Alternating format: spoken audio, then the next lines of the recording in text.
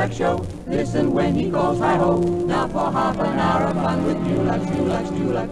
When the chief has set the pace, we can be in any place. Stay right here or fly through space with Dulac, Dulac, Dulac. Dulac, Dulac, Dulac. Dulac, Dulac, Dulac.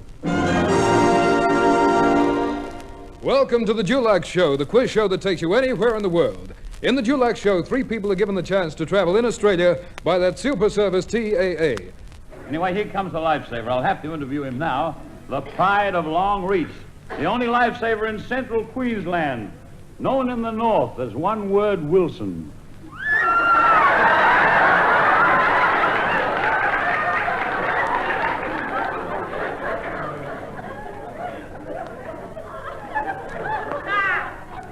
Hi. Oh, Welcome to the Dulac Show, sir. What's your name? Joe. Bachelor? No. What's your wife's name? Flo. What does she do for a living? So. Well, we must talk about that. I suppose you both listen to my programs. No. I see. Then I'm not your favorite comedian. No. And I wonder who is. No. Now, you keep out of this, Foster. Well, if that's how, I'll bluff. George, come on. Grandpa, stop him. Whoa! Oh, not you. Let's settle down. I have to interview you about your life-saving work. Oh. Tell me, are you a fast swimmer? No. What sort of swimmer are you? Slow. Can you high dive? No. What sort of dive can you do? Low. I suppose you're an amateur lifesaver. No. Oh? Pro. You don't do it for pleasure. No. Then what prompts you to save lives? Dough. But if you're not a good swimmer and someone's in difficulties in the water, how do you get out to them? Row. Well, thank you, sir, for what I'm sure has been one of the most comprehensive and informative interviews ever brought to the listening public outside of the ABC. Presenting in Western style, The Bunkhouse Show. We bunkhouse boys have come through town, we've brought our cowboy pals. The prairie boys have come on down to square dance with the gals. So start up that there orchestra, the fiddle and the bow, with good old-fashioned harmony. The Bunkhouse Show.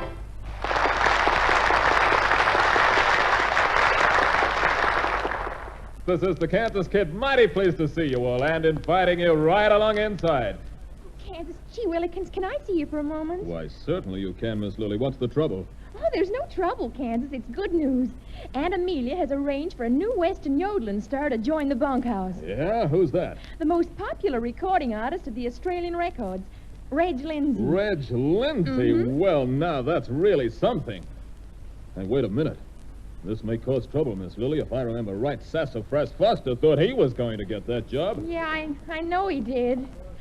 Oh, gee, here comes Sassafras riding up to the bunkhouse now. I guess I'll just have to break the news to him as gently as possible. Yeah. Well, come on, let's give him the old bunkhouse welcome, fellas. Whoa there, boy. Whoa. Whoa there, Dog's Bunny. Whoa there, boy. Whoa there. Yeah. Well, howdy, folks, fellas and females. Hey, Lily, I got something I think you like. Oh, what is it, Sassafras? A doggone big bottle of perfume. I'll jump down from the saddle and show it to you.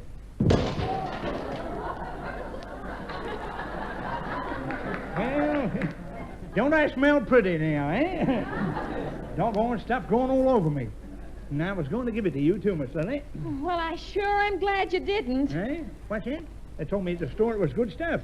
Real French perfume. It should be. I paid enough for it. 10 and 6 a gallon, that stuff cost me. Sassafras, you'd better go and have a bath. Phew, what terrible perfume.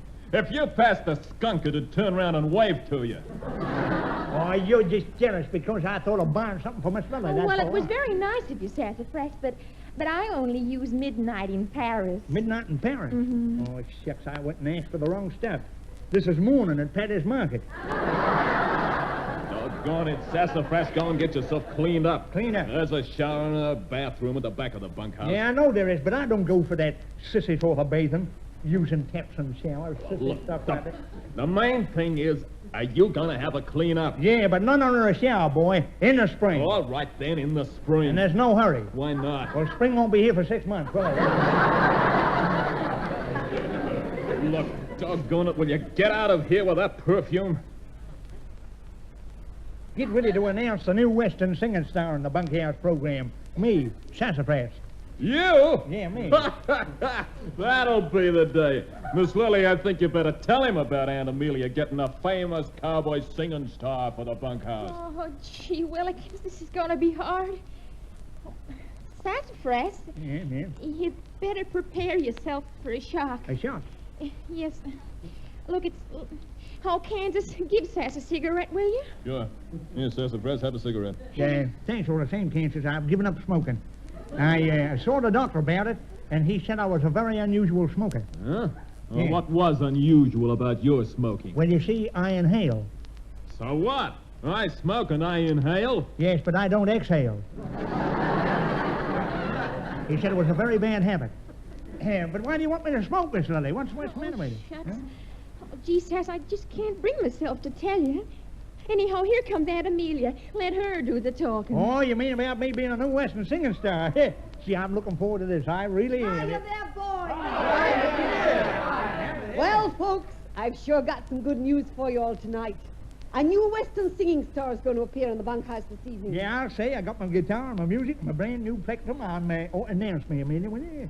And aren't you? Oh, Lily, haven't you told Sassafras? I didn't get a chance And to. Amita, and for my first number, I'm going to sing that famous French song. The mayonnaise. That's going to be the first number. Mayonnaise. That's the song that's played every morning in the French army camp. I know, while they're putting the pants on. The mayonnaise, French dressing. And then, for an encore, I will sing them. Sassafras, I have some bad news for you. I changed my mind about letting you be the new Western singing star in our program. What was that, Amelia? Change your mind? Yes, I got someone else. Now, don't be too disappointed. Disappointed? By gee, I hate people who break their word. Me too. Yeah, she said that you could sing in the bunkhouse, and even though you are, you still should. Even though I am what? Blaming awful. Well, I don't feel so bad about this decision now. After all, I've got to think of the folks who count, the listeners. Kansas, introduce our new Western star. And now, I'm ready to introduce the new Western star of the bunkhouse. Actually, he's a famous Australian personality, Reg Lindsay.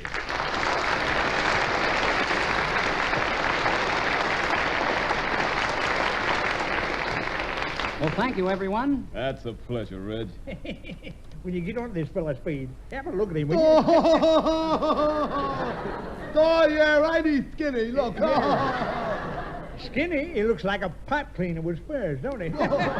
Quiet, you two. Reg, pay no attention to these hombres. Just forget them. Thank you. Just lean up against the wall of the bunkhouse there and relax. Oh, I wouldn't lean against that wall, Lindsay boy. Why shouldn't Reg lean up against the wall if he wants to? The people might mistake him for the plumbing. Now look, a drain pipe with a Stetson. Look. Listen, I've had this. Aunt Amelia, Yes, what is it, Kansas? will you announce Reg Lindsay, please, while I keep these two nitwits quiet? Certainly, Kansas. Ladies and gentlemen of the bunkhouse, I'd like to introduce Reg Lindsay, a young man who seems to be able to hypnotize the young people. What did you say then? What? What? Hypnotize. Hypnotize. Speed. If that's what she wants, come over to my room at the ranch house. I got a book on hypnotism. Oh, have you, Sassafras? Yeah. Oh, gee, I will certainly come with you. Yeah. I've had hypnotism for years, all up and down the arm. That's rheumatism. I'm talking about hypnotism. Come with me, Corkhead, and we'll have a bit of a read of this here book. Are there any pictures? Now it's time to say so long. It's been mighty nice having you at the bunkhouse. So this is the Kansas Kid saying good night from the Bunkhouse Show. So get that horse in a hitch and grab, for now it's time to go with good old-fashioned harmony. The Bunkhouse Show.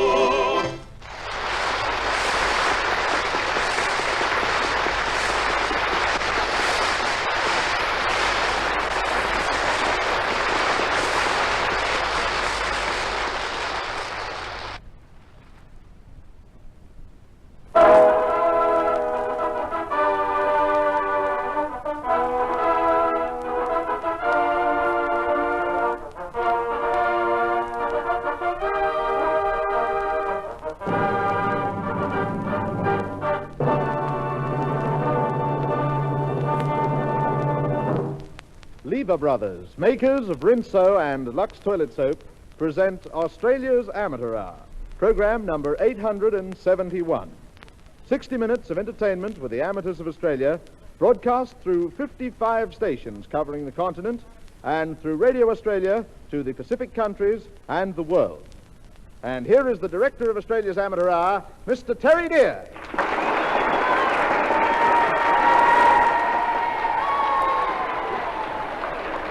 Thank you very much indeed, George Stevenson, and you, ladies and gentlemen, for that very wonderful welcome here at Mossman Town Hall in Sydney. Now, this is the fifth semi-final of the Lever £1,000 Award for 1957 and introduces acts from 3 states. In order of appearance, they are Dutch pianist Jos Serre, now from Melbourne, as number 1. Number 2 is the Sydney popular vocalist Nancy Eichhorn from Bondi. Act number 3 introduces Brisbane lyric baritone Raymond Rutherford. While as number 4, you'll hear the Reading Sisters from Cairns, North Queensland. A juvenile trumpeter from Melbourne is heard as number 5, that's Don Ravity. From Brisbane, we present soprano Patricia O'Malley as number 6. Mario Ciovelli, a Mackay artist, is heard as number 7. And then Ayers representative Helen Richards will be heard as number 8. She's a novelty pianist. The 9th act is Hillbilly Robin Adams from Sydney. And the 10th act brings you another Sydney act, The Gay Guys. Each artist on stage now receives a check for £10 as qualifying prize. The winning act tonight will receive a further £100 and will qualify for the grand final and another £1,000. The winner is decided by your votes, remember, and here are your telephone numbers. Would you please take a note of these? It'll save too much repetition through the show. There's quite a number. In Cairns, call us at 3168. 3168. In Ayr, 219 and 228. In Mackay, 761 and 195. In Ipswich, 267. Brisbane, 2002. And Sydney, BO230. And Melbourne, MY290. I'll repeat those numbers after our first act. First act is Jos Serre, a pianist from Melbourne. Serre has had a very colourful career. Apart from his musical qualifications, he was a member of the Dutch resistance movement in Holland, saw service in Sumatra as a colonel in the Royal Dutch Army. Also, I think, Mr. Serre, you were Olympic representative in the pentathlon event in the 1936 Berlin Games, were you not? That's right, Mr. Deere. Is this your first trip to Sydney, Mr. Serre? Yes, I have enjoyed it very much. Mr. Serre, apart from the piano, I believe you've made a study of carillon playing, and you're going to play a short recital up here, are you? Yes. I started 9 years ago. I was very impressed when I was listening to the recitals in Belgium and Holland from the bellmaster. And then I thought, I will learn that too, you know. And I started in Belgium. And after that, when the school came in Holland, I followed the course. I was the first bellmaster who passed my examination. That's wonderful. That's very good indeed. All right, Mr. Serre, we'll have your item now on the piano if you're ready. Yes. This is number 1 in our 5th semi-final from Sydney, a Melbourne pianist, Jos Serre, and he plays the March of the Dwarfs by Grieg.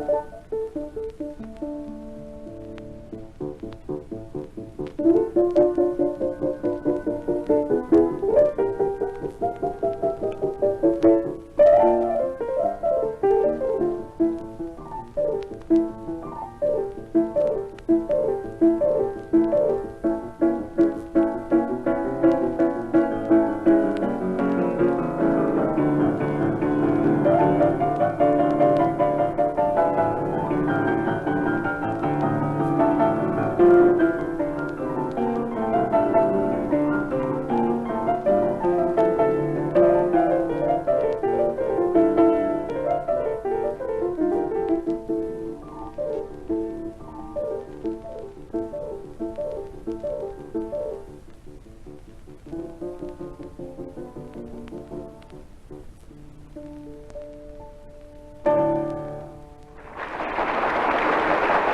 performance. Thank you, Josh Seary. A brilliant pianist that man is, and what a colourful character indeed. Josh Seary from Holland, now from Melbourne. The pianist was number 1 on Australia's Amateur Hour broadcast tonight from the stage of Mossman Town Hall in Sydney.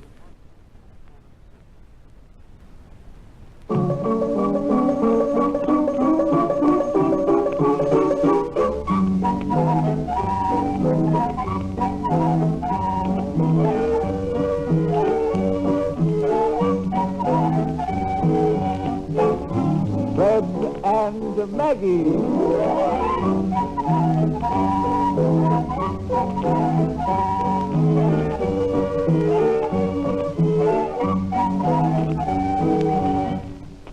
Oh, goodness, Fred. Don't you feel all excited and everything this morning? Ah, by Darius, maybe, eh? That's the old husband turning up last night all of a sudden, eh? Yes, it was wonderful, wasn't it? He was going to build our little house at the beach for us and everything. It'll be lovely for us, won't it? Well, certainly hope so, Maggie. Oh, you don't have to hope anything, Fred. He's going to build it. He said so. And he brought the little plan things and everything. Ah, yes, that part of it's all right there.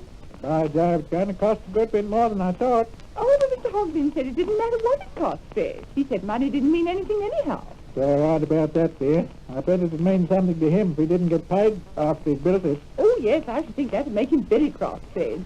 But he said you only had to ask the bank for the money and they'd give it to you. He said the bank had lots and lots of money for building houses and things. Yes, that's quite right, too, dear. The bank doesn't give money away, Maggie. They only lend it. If I borrow the price of the house from them, I've got to pay it back, haven't I? Oh, goodness.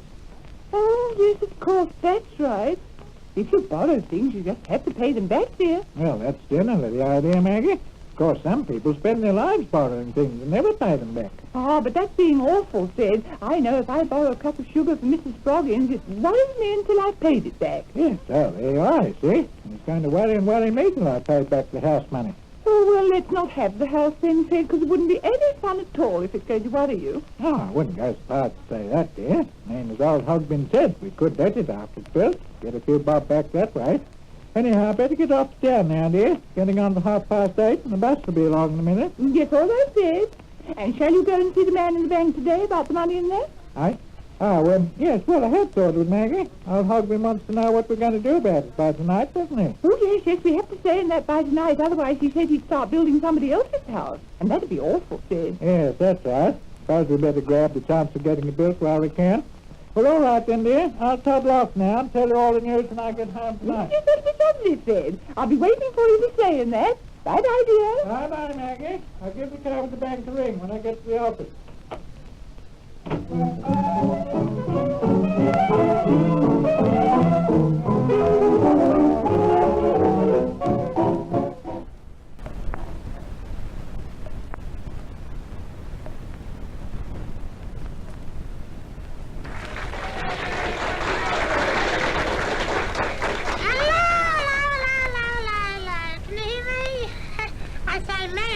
Yes, Ginger, what is it? Now, I hate to appear greedy or grasping, but can I have my week's wages now? What, now? Yes. Ginger, look, you've only worked 3 days this week. I know, but if I can trust you for the first half of the week, can't you trust me for the second half? Ginger, you're impossible. Well, maybe, but I'm not the height of impossibility. You're not the height of impossibility. No. All right, I'll fight. Go on. What did you say? I said I'll fight. I mean, what are you, a flea? Ginger, I'm nothing of the sort. What is the height of impossibility? An elephant hanging over a cliff with its tail tied to a daisy. Uncle Stingy, he's got a corker scarecrow up on his farm. Was it a good scarecrow? Huh? You never saw a scarecrow like it. A what? A scarecrow. Scarecrow. A crow's prayer. Scarecrow. Get me in a minute. Let's Go now, on. yeah. It was the best scarecrow you ever set eyes on. When he put it up, the birds brought back the seed they stole the previous week. Ginger. Where is this farm, by the way? Oh, up at a place called Goanna Gully. Goanna Gully. Yeah, the healthiest place in Australia. Do you mean that Goanna Gully is the healthiest place in Australia? It's so healthy up there, they have to kill a man to start a cemetery. Another thing that makes it healthy is there's no radio announcers. Ginger, I resent that. Well, look. Well, that's all a matter of time, I suppose. They say that wireless is taking the place of newspapers. Ah, get out! That'll be the day. What do you mean?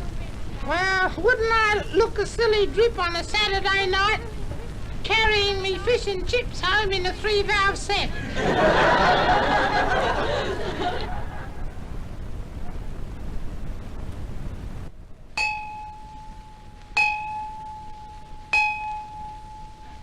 Hey, look out, Waddle, here comes Percy. What, already? Yeah, and he doesn't look too pleased either. One of these days he's going to walk in here looking cheerful, then I'll drop dead. Strike. He never looks any different to me. Well, I reckon that if pipe down, here he is. Yeah. Quiet, mate, quiet. Well, good morning, boys. Good morning, sir. Good morning, boys. Now then, clear your desks, everybody. I'm going to stop this lesson straight away. Huh? Clear your desk. Put those books away. I want to get started. What's that book there, Stan? This, sir? Yeah. This is my Latin book, sir. Well, put it away. Put it under your desk. Yes, sir. Have we finished with Latin? Yes, Bottomley, we have. Oh, that breaks my heart. Yes, and I'll break your neck if you're not very careful. Yes, so I've decided to abandon this lesson because I'm convinced that attempting to teach you that subject is a sheer waste of time. Yes, sir. Yeah, that's what I reckon. It's nothing to be proud of. You ought to be downright ashamed of yourself. Yeah. And judging by the ridiculous things that Greenbottle was saying last lesson, I think it's high time that I taught you some history. History, sir? How do you mean? I mean that your knowledge of history is appalling. Or perhaps I should have said it's non-existent. But we didn't agree with Green, eh? No, all right, I didn't say you did. But you didn't correct him. You had no idea whether he was right or wrong. Oh, me, sir? Yes, you. Greenbottle tells us that Christopher Confucius or Christopher Columbus returned from America with Queen Elizabeth's pipe tobacco. Yes, sir. Yes. And then he borrowed Sir Walter Raleigh's cloak, threw it on the ground, and said, "Whaney, weedy, weaky." Yeah. Yeah, that's what he said, sir. Exactly. And then you asked me if it was right. Didn't you know? No, I had no idea. Columbus never said a word about this to me at all. I was completely in... What? Yes, of course I knew, you idiot. I knew that it was wrong. Well, why didn't you tell me, sir? I did tell you. Oh, well, that's all right then. Yes. Now we all know. Exactly. Can we go now? Yes. No, Joe, you certainly cannot go. And if you know what's good for you, you won't make a move. Why? Nobody will leave here today until I'm satisfied that you've all done a good day's work. Yes. Yeah. I know you boys have heard me say that before, but this time I mean it. Yes, sir. Now hold your tongues and pay attention, and if you'll only give me a chance, you'll find that this history is extremely interesting. Yes, sir, that's what I think. Yeah. It's certainly better than a Latin anyhow. Yes, all right. Well, let's do something. Yes, sir. I've decided that we shall study the House of York, which lasted from 1461 to 1485, which is the comparatively short period of what? Stanford. Yes, sir. How long did the House of York last? Last, sir? Yes. How long was it? I never seen it, sir. Haven't you? No, sir. You didn't have to see it, you idiot. In fact, you couldn't see it. You couldn't? No. Couldn't have been very long. No, it was just one of a teeny-weeny little house that... Wait a minute. Look, I'm not talking about the length in yards. I mean, what was its length in time? How long did it last? Oh, in time. Oh. Yes, oh. Now then, Stanford, now that you've woken up, how long? I've got no idea, sir. Oh, well, try. Look, I told you once. Huh? I told you that it lasted from 1461 to 1485. Now, how long is that? Oh, Well, go on. Yes, sir. 365 multiplied by 12. Huh? 12, 5, 6, 42. Just a minute. What's all this? What are you doing? I was just bringing it to feet, sir. To feet? Today, sir. Bringing it to days? Yes, sir. Well, don't bring it to days. Work it out in years. Well, what's the matter now? Look, why the worried look? Well, I can work it better in days. In days? He means in A days. Oh, I see, in A days. Hey, I'm not in the days. Not much, you're not. Why you pipe down, Bottomley? Yeah, Quiet. Look, for goodness sake, stop this quarrelling. But Bottomley reckoned I was in a daze. Yes, and that's about the most intelligent remark he's ever made. Yeah, I'll say. Well, don't you say anything. I'll do all the saying that's necessary. Ah. All you have to do, Stamford, all you had to do was to take 1461 from 1485. And if you'd done it properly, you'd have got 24. 24 what, sir? Apples. 24 years. Oh. Yes, Now that I've done it for you, it's perfectly simple. So are you. Yes, but Stamford couldn't even see that, even unless I wrote it down for him on... Now, wait a minute. What did you say then, Bottomley? Yes, what was that remark? Oh, I just said that's very true. Oh, did you? Well, look, I've already told you not to say anything out of turn. If you do it again, you'll get the stick. Yeah. Right. The House of York lasted for only 24 years. I don't suppose either of you know what kings reigned during that period. No. No, I don't suppose we do. No, I didn't think so. Well, I won't waste any more time asking. I'll just tell you and see if you can't remember it. Yes, sir. Edward IV, Edward V, and Richard III. That's all. Only 3? Yes, only 3. Do you think you can remember that? That's cats, mate. It's what? That's in the bag. What bag? Aye? What bag? What's this about the cat? Oh, shut up. Yeah. Do you think that you can remember those kings? Yeah, I suppose. Well, recite them. Go on, say them aloud. Edward IV, Edward V, Richard III. Say them aloud. Yes, sir. And say them carefully so... Oh, green bottle. Yeah. Well, look, this is something that I'm determined you won't spoil. No, I wouldn't think of it. I... Sit down in your place there, green bottle, and pay attention to what's going on. Yes, well, I thought perhaps I'd first better say a few words explaining why I was late. Yes. What? In the first place, I'd like it clearly understood that it wasn't my fault. Now, listen, It so happened that when I woke this morning... Green bottle, look, if you dare say another word about why you were late, I'll break every bone in your body. Right? You're a big enough nuisance arriving at this time and disturbing us as it is. That's bad enough. But I'm certainly not going to allow you to waste the rest of the lesson explaining it. Sure. It's okay with us if you'd like to hear it. Yes, I've no doubt it is, Bottomley, but it's not with me. We're going to learn this House of York if it's the last thing I do. House of York? Yes, and I want you all to say it aloud. Richard IV, Edward V, Edward IV, Edward V, Richard III. That's the House of York. Yes, sir. Right, now say that aloud as a class. Yes. Right, 1, 2. Edward IV, Edward V, Richard III, and November the 5th. Right, again. Edward IV, Edward V, Wait a minute. Richard Green III. Bottle, what was that you said, Green Bottle? I? What did you say then? I just said I. Eh? I said I just said I. Eh? Look, I must be losing my voice. I said I just said I. This can't go on much longer, can There's it? no need to shout, you idiot. I know you said aye. But I wasn't talking about that. I was talking about the House of York. Yes. Look, recite that again by yourself. What? The House of York? Yes, and you other boys keep quiet. I want to hear what Green Bottle... I want to hear Green Bottle say it. Yes, Right. Yes, the House of York. Right. Edward IV, Edward V, Richard III, and November the 5th. Yes, I thought so. I thought that's what you said. Yes, that's right. How is it? Well, it isn't. Right? It isn't right. In fact, it's so wrong that it's just ridiculous. Well, did you ever? And you needn't think that I'm going to allow you to explain it and justify your remark, because I'm not. How do you mean? I mean that I've no doubt at all that you could prove conclusively that November the 5th was once a king who ruled England. Ooh, he never did. Didn't he? No, and his real name wasn't November the 5th either. It wasn't? No, it was Guy Fawkes. What was? November the 5th. What? Rubbish, Green Bottle, rubbish. Rubbish? Well, I always thought Guy Fawkes was November the 5th. Yes, of course it is. Nothing of the kind. When do you keep it up? On April Fool's Day? Yes, exactly. And anybody with any intelligence at all would realize... no! Look, are you boys trying to get me all muddled up? Why, sir? Because I like it. Because I don't like it. Yes, well, would you like me to explain it to you again? No, Green Bottle, I would not. As far as I can see, you shouldn't be talking to me at all. I shouldn't. No, you should be talking to a brain specialist so that he can see what's the matter with you. There's nothing the matter with me. Nothing the matter with you? No, I can understand it all right. Ah. Well, maybe I should have said Guy Fawkes instead of November the 5th, but I was right just the same. Oh, were you? Yes. And Guy Fawkes followed Richard III. You say that Guy Fawkes followed Richard III.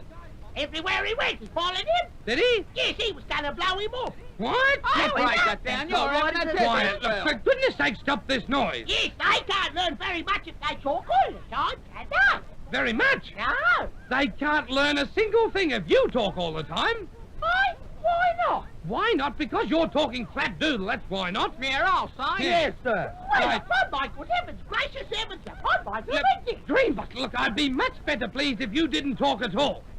Don't you want to do history anymore? Yes, I certainly do. Well, I seem to be the only one who knows anything about it. Oh, baloney. No, he's not. Dreambot, look, as soon as you've recovered from your little burst of modesty, I'd like to impress one little thing upon you. And what's that? You're a dill. You're I mean, you're an imbecile. And I say you are. The first thing I want to correct is this. Guy Fawkes did not follow Richard III. He certainly didn't follow him on the throne, which is all we're worried about. And what's more, he didn't even follow him anywhere. No? No. Well, how did he get the name of Richard the Lionheart? Richard the Lionheart? Yes, they called him that because he wasn't frightened of being blown up. What? Well, that's ridiculous for about 5 different reasons. The first is that Richard the Lionheart was Richard the First, not Richard the Third. Richard the First? Yes, Richard the First, not the Third.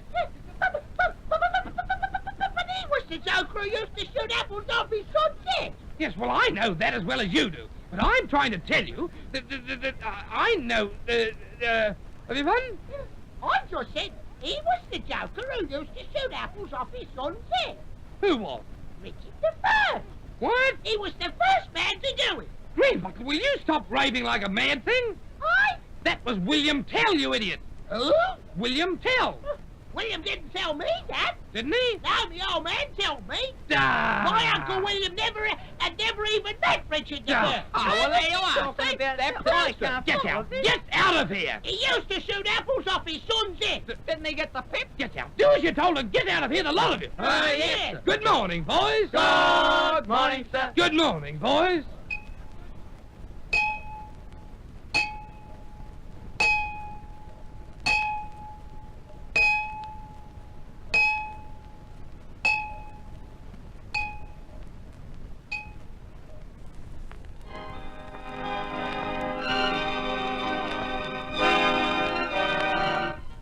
Kellogg's, makers of your favorite breakfast cereals, present a new, complete adventure with Australia's own...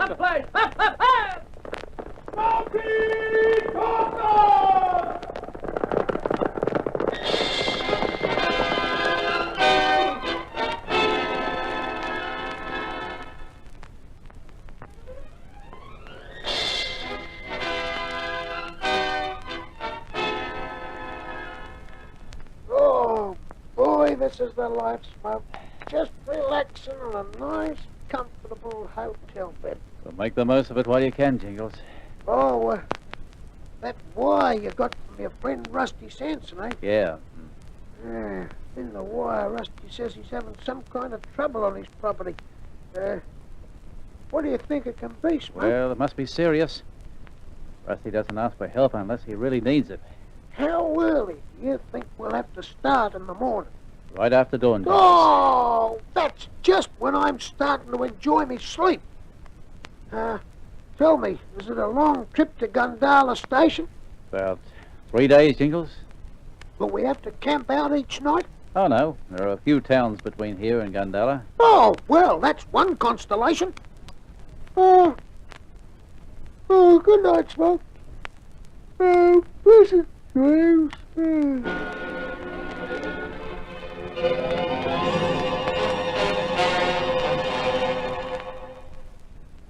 That bloke who calls himself Mandel seems to know a lot about Smoky Dawson. Yeah. For instance, he knows that Dawson is going to Gundala Station to help a mate of his. Wonder how come Mandel wants Dawson killed, eh? The way I see it, that's his business. What interests me is the 2,000 he's going to hand over for the job. You think he will hand it over? He'll pay all right.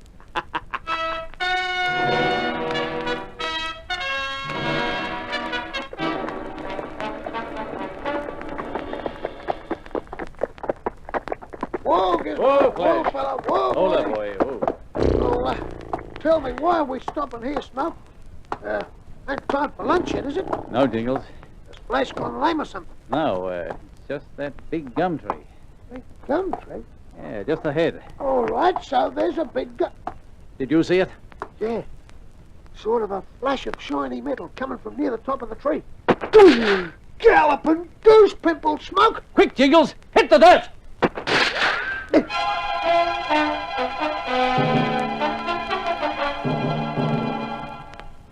So there was someone waiting up in that tree for us, eh? Yeah. Hey, look. The track passes just to the left of the tree. Well, if we'd kept going, if you hadn't noticed the flash of that metal, we'd have been sitting ducks Yeah, for you it. can say that again. Now stay down flat. You're not telling me anything. Ooh. Oh, boy, that was close. He must have plenty of ammo. Yeah, bad luck we're out of 6-gun range. He can keep popping away at us with that rifle and... Yeah, sooner or later he'll have to hit one of us. Oh, flash and gizmo. Oh, crikey, what are we going to do? There's only one thing we can do. Here, my hat. It's true. Look, he put a bullet right through your hat. Yeah, we'll invite him to do the same thing again. Hey, what did you say? I'm going to crawl through that high grass, Jingles. Oh, you want me to lift the hat up every now and then, eh? Yeah, so he thinks I'm still here. Right out now. You be careful, Smoke. If he sees you in that grass, well, you won't have a chance. You keep his attention here. By firing shots, eh? Yes. Now start now. Right.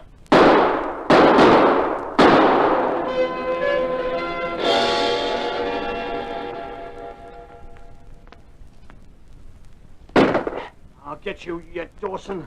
You're aiming in the wrong direction. Dawson! Drop the rifle. If you don't, I shoot. All right, you asked for it.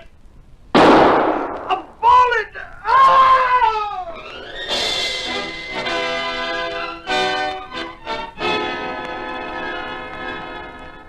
Are you all right, Smoke? Yes, Jingles. Well, how about him? I hit him in the arm, but the fall killed him. Who is he? Steve Jacobs. He's one of the gang you captured about 6 months ago. There were 3 of them. And they're supposed to be serving life sentences in prison. Yeah, looks like this one broke out and tried to get his revenge on you, Yeah, eh? it could be. We'll find out for sure when we get to Waldacia. The police station there, eh? Uh-huh. Are you thinking the same thing that I'm thinking? If it includes his friends Daniels and Wilson, I probably am. It includes them, all right. They always work together. Maybe they broke out of jail together. Yeah, maybe. Hey, that's probably his horse over there. Yeah. But we'll put Jacobs over the saddle and head for Waldacia.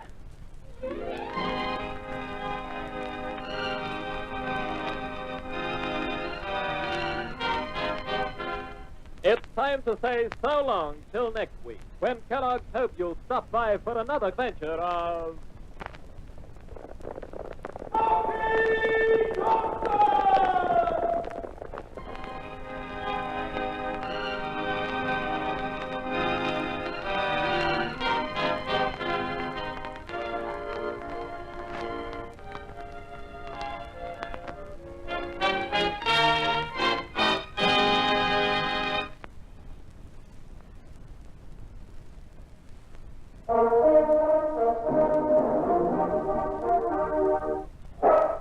Robin Hood! From the bold and romantic past, from the leafy glades of Sherwood, from the silent depths of the greenwood, the adventures of Robin Hood.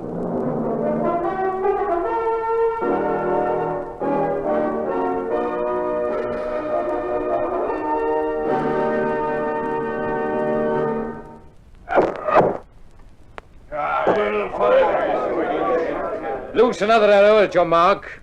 Imagine that you are shooting at Robin Hood himself, not just at a dummy figure stuffed with straw. Full in the outlaw's chest. Good. That'll do, men. Back now to your quarters. A goodly sight, Gilbert. Aye, my lady. The body of Robin Hood tied to a sapling shot full of arrows. Would that it were truly the body of Robin Hood, not merely a dummy made of rags and straw clad in Lincoln green. It serves its purpose, Gilbert. At a distance as lifelike a figure of that wretched man as one could wish to see. Cunningly contrived, my lady. If your bowmen shoot at it daily, they'll become accustomed to the idea of making Robin Hood their target. Aye, and they'll accustom themselves to the thought that their arrows can find a resting place in that body. Their minds will harden against him in hatred as their skill increases. As it must do, Gilbert. It will, my lady. Each day the figure will be removed a little farther, and the range will be a little longer, at which the men will know their shafts can still kill Robin Hood. The shooting practice is over for today. I'll have that green-clad dummy taken down. No. My lady? Leave it there. It will do the people of Nottingham good to accustom themselves to the thought of Robin Hood as a mark for their arrows. Leave it, Gilbert. Let it hang there for all to see.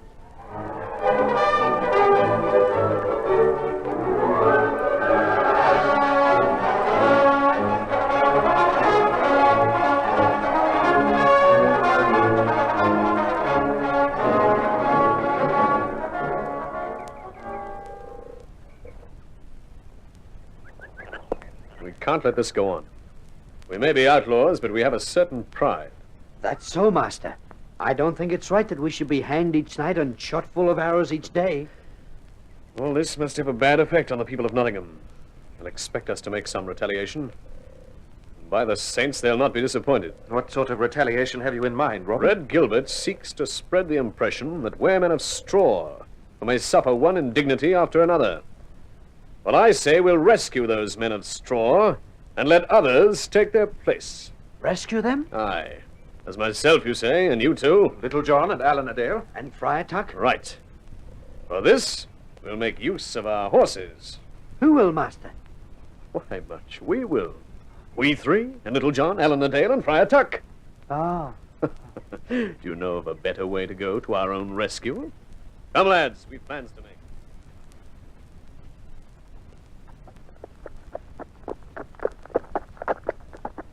Lads, we're not far from Nottingham. I'll go over the plan once more. Aye, Robin. We're thoroughly disguised. Even our own mothers wouldn't know us if they could see us now. And our disguises are different from any we've used before, which is important. Friar Tuck makes a valiant tinker, I swear he does. Oh, Master, I've had a terrible thought. Have you much?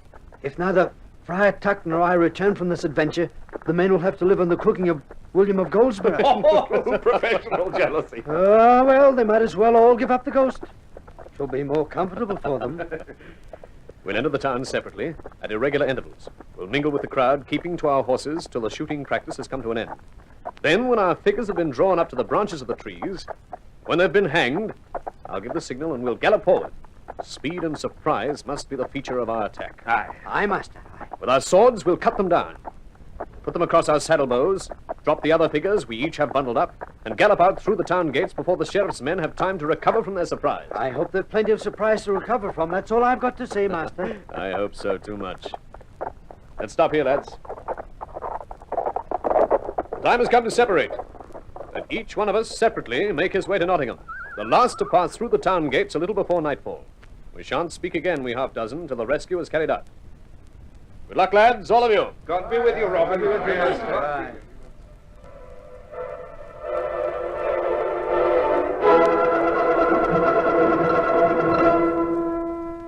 All right, bowmen.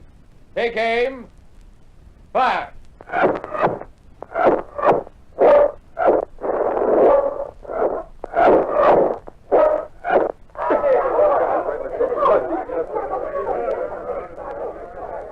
Marksmanship of my men pleases you, my lady? They improve each day, Gilbert. I'll warrant the outlaws won't show their faces outside Sherwood when they hear of this shooting. Which has now ended for today. Let that be known. Men, return to your quarters.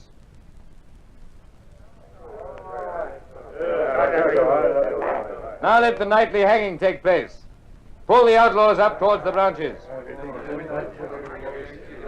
Townsfolk still murmur in sympathy with these wretches. That will cease with the outlaws' deaths, when these bowmen become my personal bodyguard. What? Gilbert!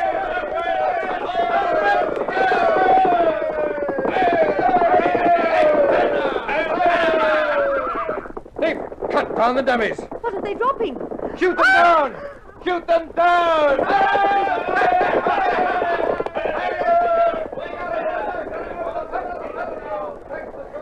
A little late, Gilbert, I fear. They're outside the town gates before anyone's had time to fit an arrow to a bow. What's this? The crowd have seen what they dropped as they galloped through. 6 figures of my father. 6 images of the sheriff. Stop! Stop that, you crowd! Men, to horse and follow me. We take the road to Sherwood.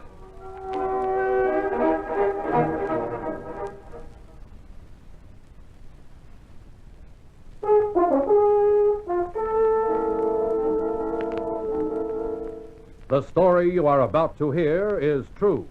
Only the names have been changed to protect the innocent.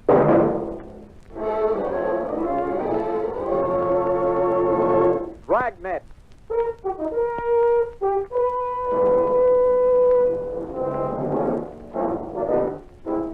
Dragnet, the documented drama of an actual crime. For the next 30 minutes, you will travel step by step on the side of the law through an actual case from official police files. From beginning to end, from crime to punishment, the story of Dragnet. You're a detective sergeant. You're assigned to homicide detail. A small boy is reported missing from his home. His age, 9 years. Foul play is suspected. Your job? Find him.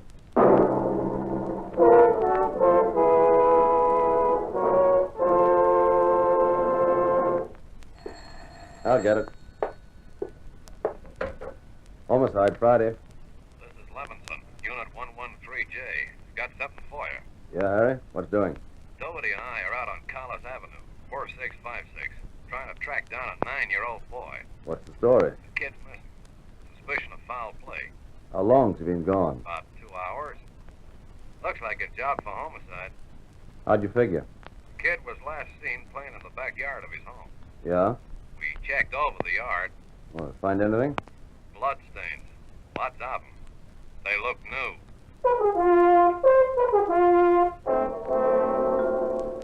Ben and I left a message for Chief of Detectives Thad Brown. Then we went over to the crime lab, picked up Lieutenant Lee Jones, and drove out the Arroyo-Seco Freeway to Collis Avenue.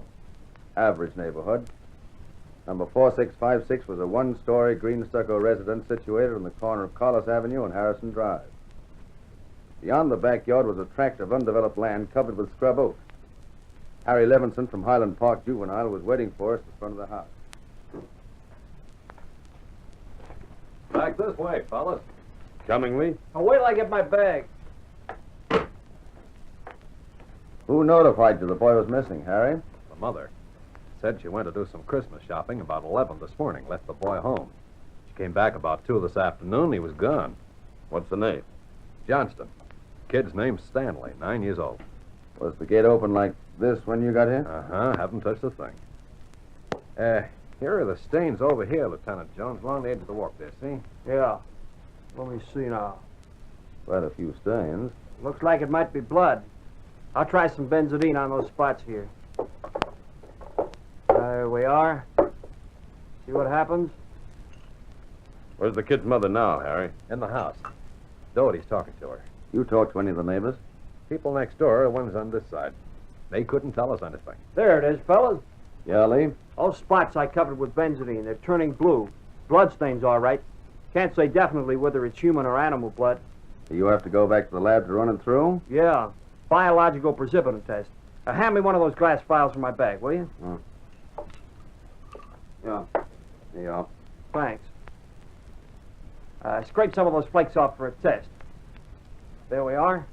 How soon can you type the blood for us, Lee? Precipitin test won't run more than 20 minutes. Take 3 to 4 hours to run a blood grouping, though.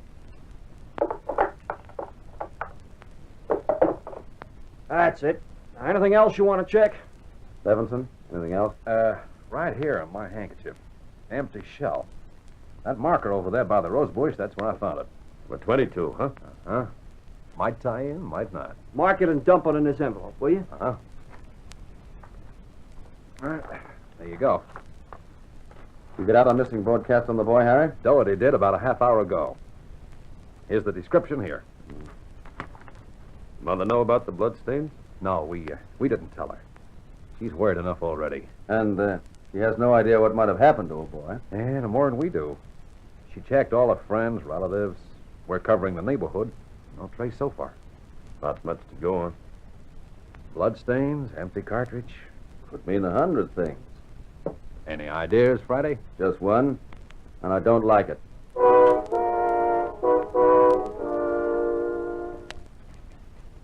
Yeah, Ben. Boss just pulled up. Oh, okay. Thad Brown's out here now. Check you later, Lee. Right, Joe.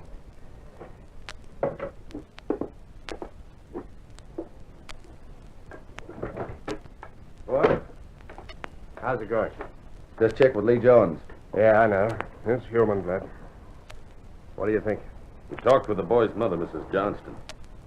Found the gun missing. Yep. Caliber's the same as the empty casing Levinson found. 22. You said the gun was missing. Yeah. The Johnsons were going to give it to the boy as a Christmas present. They had it hidden, but it's gone. Any idea who took it? They left the Christmas wrapping behind. I think it was the kid. 22 rifle, huh? 9-year-old boy. When they gonna learn? First, it's carbide cannons on the 4th of July. The city has issued ordinance after ordinance, but a few thousand kids around the country had to lose their eyes, their fingers, their hands before their parents would give us their full cooperation to outlaw them. Yeah, I know what you mean. Yeah, since you do, sure you do, sure you do. You and every other cop in the country became the heavies trying to clamp down on them. Yeah, it's always the same. This time, it's guns for Christmas. I know what you're thinking, Chief, but we're not sure yet. Listen, Friday. There's a city ordinance against giving a gun to a kid. You know that. Yeah, I know that. There's a missing boy and a missing gun. There's blood on the ground and an empty shell. That's enough for me. We're gonna stay with it. Something's gotta break. Yeah. I hope it's not the hearts of that kid's parents. Hi, Chief. Been looking for you, Friday. What do you got, Harry? Found the gun. A new 22 rifle. I'd say it had been recently fired. Where'd you find it, Levinson? Back up there in that scrub oak behind the Johnston house. Mrs. Johnston identified it. Buckley took it down to the crime lab. Thanks, Harry. Mrs. Johnston okay? Yeah, pretty sick now. Killaby came up with something else. What's that? There's another one missing. An 8-year-old boy.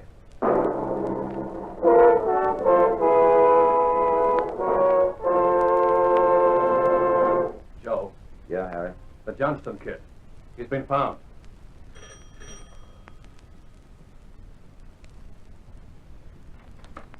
This home sergeant has come home. Thank God he's all right.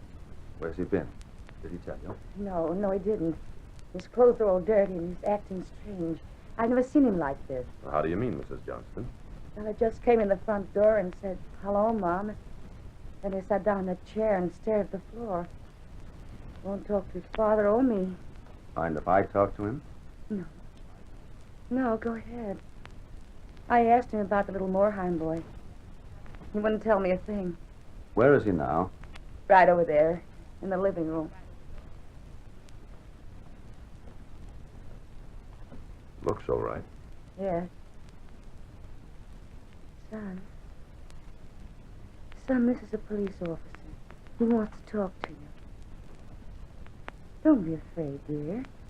He only wants to ask you some questions. Son. You see, Sergeant? Yeah. Stanley, look at me, son. Come on, youngster. Get your head up. Come on now. Yeah, that's better. Had your mother pretty words, you know that? Want to tell us where you've been? I wish you'd try to get him to eat a little something. You hear that, son? Want something to eat? Stanley, there's another little boy up the street who hasn't come home. You know where he is?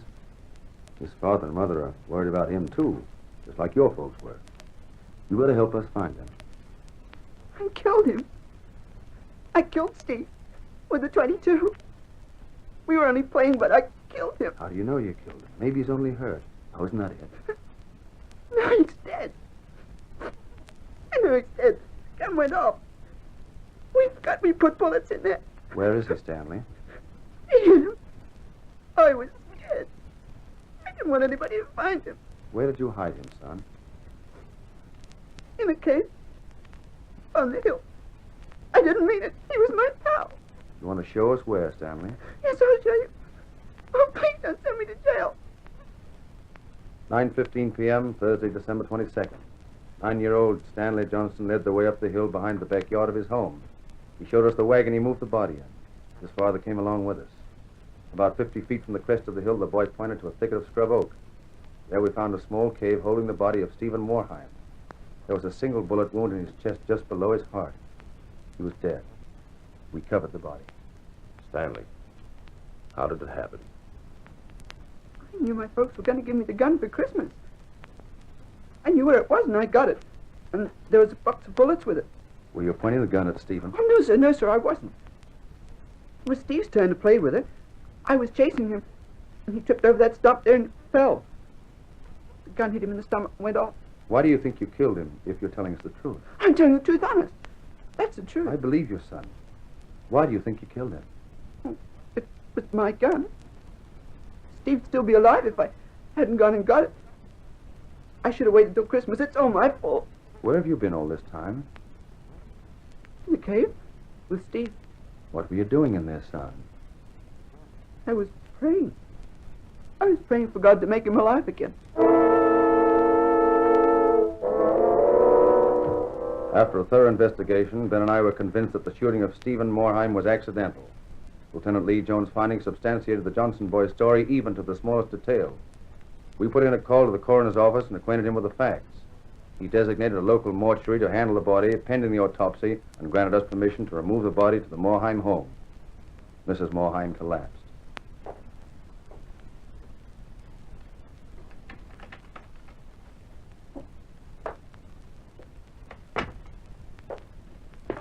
Well, what's it all prove, Joe?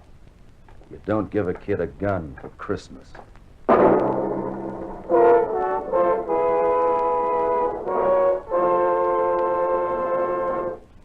On December 24th, 1948, a coroner's inquest was held in the county morgue, city and county of Los Angeles, state of California.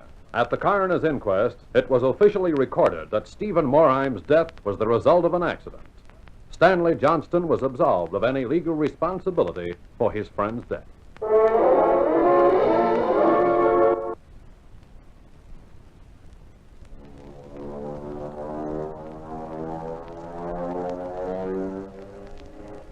Control to CX4. Control to CX4. All clear. All clear. CX4 to control. CX4 to control. Stand by. This is Hop Harrigan. Coming in.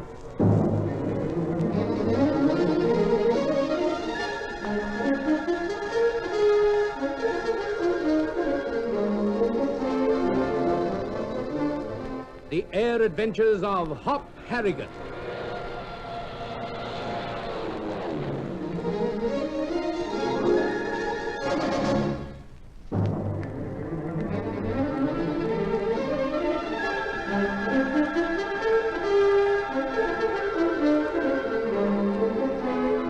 The discovery that De Silva was free from jail and already on his way to Brazil shocked Hop and his friends into a quick change of plans. Instead of staying overnight in Trujillo, they left immediately and switched the next leg of their flight from Rio to Manaus, the last town of any size in the Amazon region. There, Dr. Frank made a startling discovery about De Silva. The Brazilian's father had been guide to Dr. Linden when he made his last trip to find the lost city of the Incas. It was apparent that the younger De Silva knew more of their objective than did Hop and his friends. But it was the following morning before De Silva threatened them again, although they knew nothing of it. Landing in Trujillo, he learned that they were on their way to Manaus, and at once put a phone call through to the prefect of police so that he could arrange a welcome.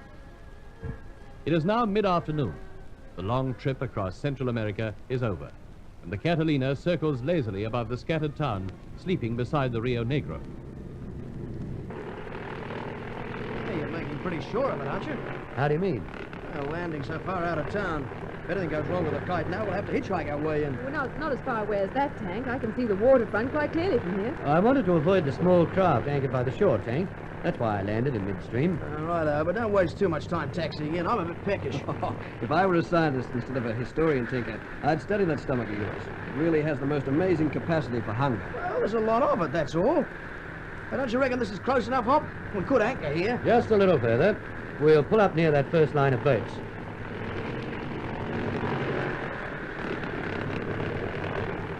Right, this'll do us. I'll swing into the stream and then drop anchor. Will you climb forward and fix a tank? Roger. Don't tip me off as soon as you come round, will you? Well, what are you worried about? You wouldn't sink. Oh, that's enough, that's enough. I know what's coming. All right, little man. Out you go.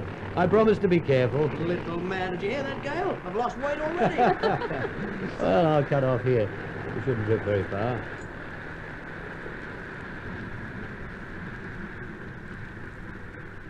Hop, what's that boat coming out? Where? Beyond the old steamer. There's a launch coming out from the shore. Oh, yes, I see it. It's flying a flag from the stern. Looks like an official launch of some kind. Righto, Hop. We're fast. Hop, what is it? Oh, it's just a launch, Gale. I don't know that it's anything to do with us. But it's heading straight for us. And there's nothing else moored out here. She's right, Harrigan. That man in the stern is pointing at us. Tank, before you come inside, what do you make of that launch coming over? Oh, it looks like an admiral or a general or something in it. There's a fat fella there, all covered with gold braid. Does he want us? G'day there, General. You want us? You will have to wait. I come aboard. He wants to come aboard, Hop. Hop, we mustn't let him. Well, I don't know that we can stop him, Gale. He's obviously an official of some kind. You want me to say anything rude, Hop? No, Tank. You can come inside now. We'll meet him at the after hatch. Well, he may be a darn nuisance, but I see no reason to be worried about him. Not yet, anyway.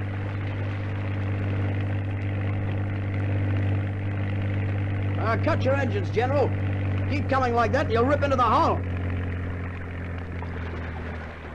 Be ready to grab the bow, Tank. Ward him off. All right. There. Good day, senores, senorita. I come to welcome you to Manaus. Well, you can leave the welcome, General. Just toss me a rope so that I can make you fast. My sailors do this. But I am not general. You call me Excellency. Do you mind telling us who you are, Excellency? I am Manuel Barbosa, Prefect of Police for Manaus. I knew we'd be in trouble here. It's all right, girl. There's no trouble yet. It is my wish to come aboard your aeroplane, senor. You will allow this? No, Hop, don't let him. We must, Gale. He's the Chief of Police. Certainly, Your Excellency. We'll be very glad to introduce ourselves to you. Help him step across, Tank. Right. Come on, General. I'll give you a hoist. I need no hoist. And you will call me Excellency, senor. I am no general. I'll bet you not. With that uniform, I'll bet you're about 10 degrees higher. Pardon? I'm Hop Harrigan, Your Excellency, from the United States. Harrigan? I'm most glad to know you, senor. And the others? This is Miss Nolan. Senorita. And Mr. Tinker. Good day. Both members of my crew. How do you do? And Bernard Frank. He's our passenger. How do you do, General? Oh, I'm terribly sorry. I mean, Your Excellency. Your business here in Manaus, it is lawful, I hope? Certainly it is. We're out here to explore the regions of the upper Amazon. You see, Dr. Frank is an expert in that kind of thing. Explorers, eh? It is most interesting. A nice plane you have, Senor Harrigan. Yeah, I like it. The Catalina's all right. Very useful for a job like this. Yeah, and comfortable. This is what I like. Much comfort when I travel. Hop, what's he moving around for? He's just having a look at the kite, Gale. For Pete's sake, don't worry. You bring books to read too, Senor Harrigan. Oh, this is good. And the trip is not so dull. I've been reading that, Your Excellency. It wouldn't be of much interest to anyone else. My vain travelers. It's a funny title. A book about the Amazon? Yes, it's a travel book by an old explorer. I felt it might help our own efforts. You'd better take the book from His Excellency, Tank, and put it in a locker. We leave it lying around, we're likely to lose it. Right out. Do you mind, General, Excellency? Oh, but of course not. You take it. I wouldn't like it myself. I like better the adventure stories with the brave men and more shooting. Yeah, they're more in my line, too. Stick it up here, Doc, where you can get at it if you want it. Well, now, Your Excellency, is there anything else we can show you? Oh, I do not think so. I merely came out to bid you welcome to our town. Oh, yes. Oh, how silly of me to forget that. Your papers. I must see your papers. This is a formality, but necessary, you will understand. Oh, yes, of course. Tank, our passports are all together in that locker beside you. Will you get them for His Excellency, please? Roger. I have my papers for you. They're in my pocket. There you are. Thank you. And here are ours. Gale's, Hop's, and mine. You're most cooperative, my friend. These will be returned to you without fail tomorrow morning. Well, that'll be too late. But you mean you're taking them away? But of course. They must go to my office for the checking. Well, can't you check them here? You're the prefect of police. Oh, yes, I have the power, but... Oh, then do that. We're planning to take off again tonight. Tonight? So soon? Yes, we're anxious to carry on with our trip, so if you wouldn't mind running through those passports now... That is impossible, Senor Harrigan. They must come with me to my office. But why? Because it is necessary for me to have an interpreter read them. I regret very much that while I speak your language so well, I cannot read it. Wait a minute. Very well, Your Excellency, if that's the way it has to be. But we're still hoping to leave this evening. Do you mind if we call for the passports at, say, 6 o'clock? 6 o'clock? Yes, I promise that I have them ready by that time. But now I must go. I'm so sorry, my friends, for the inconvenience, but... Tell me about it later, Gale. Don't worry about it, Your Excellency. If we can have them at 6, we'll be quite happy. Tank, will you help His Excellency across to his launch? Oh, right up. This way, General. We'll see we don't drop you in the drink. Oh, thank you. You are most kind, my friend. Goodbye, everybody. Goodbye, Excellency. Senorita, thank you very much. Oh, you don't seem to understand. Yes, I do, Gale. He can read English as well as we can. Great Scott, yes. He read the title of Dr. Linden's book. So there's no need for him to take our passports at all. He could read them here. There's nothing we can do about it, Gale. He's the prefect of police. But from now on, we're going to watch our step. So far, we've only tasted the beginning of his welcome. The best part is still to come.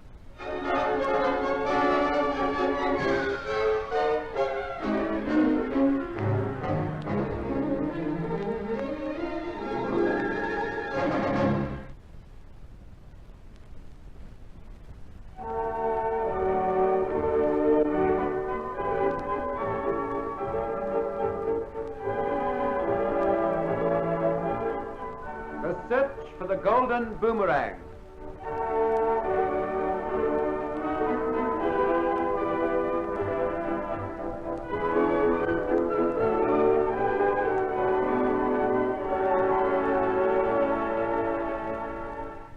Bill, Jack, and the kiddies, in spite of Caleur's misgivings, set off to visit the camping grounds of Chief Bagnilla.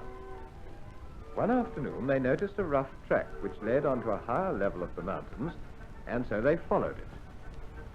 Night descended, and they were obliged to camp by the side of the track. As they were dozing off, they noticed a warrior creeping past them along the track, and then down it again. They followed him very cautiously, and saw him enter a cave. He was bearing 2 rifles on his shoulder. When the warrior disappeared, they went into the cave and found 14 rifles. They interfered with them in such a way that they would not work without a great deal of trouble, and then left the cave just in time to escape being found there. The next day, they approached the tribal grounds of Chief Bagnilla, and were met by a beautiful maiden whom they knew was Balina. How far is it from here to your camping grounds, Balina? Not very far now. Just about a mile further on. You venture a good way from your tribe alone. Yes, I do. But I like to go out into the solitude. Well, Balina, we're going along to the tribe. Will you accompany us? Yes, I will walk back with you. Come, let us go.